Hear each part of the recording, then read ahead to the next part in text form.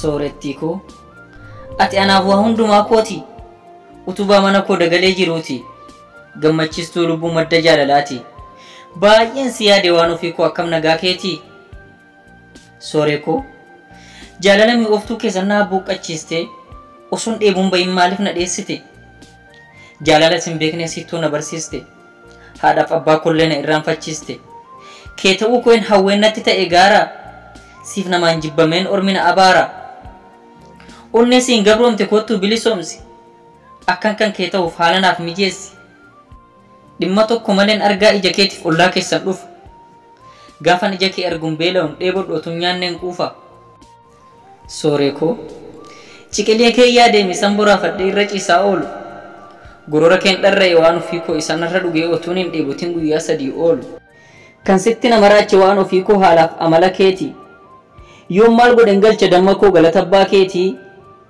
abbaa sinaaf dhalche dhiira dhalcha beeku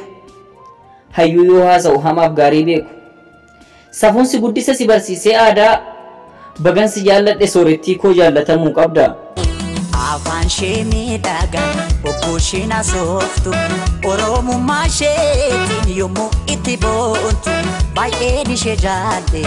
daran jaalatamtu ni daran jaalatamtu sooree koo bifaan daalachaa'ee yoon fakkaadhes daaraa hiyyeessa fakkaadhe yoon uffadhes moofaa sammuun koo sooressa jaalala kan keetu oliif ganna oofa otoon jaalala kee waadamee gubadhu namni dhindamma koo maaloo naaf hubadhu utuu jaalalli kee coraa qaama kootii soqeenarraa fixu otoo yaaddoo keetiin boollamee qalixu uff nan jaallattu jettee natti guurtaa ceeku si malee sin qabu an jaalladheen beeku namite jaalati teete keessa garana bootete rakkate dawana beeti furmaata laaddu dafeete osoo kadeete bareeti hanni bame mata laaddu dafee seen qabame mata laaddu dafee jaalale ati natti boonta jaalalaan daldaltee gurra guddisuu fi jaalala keef jecha an uffannisuuf otuun an hin beekin qara onnee seentee maaf nagaan adhoowwita dhiiga keessa deemte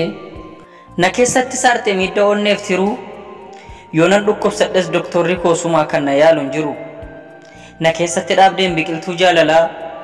funyaan kees qallaadha akka caafii tuullaa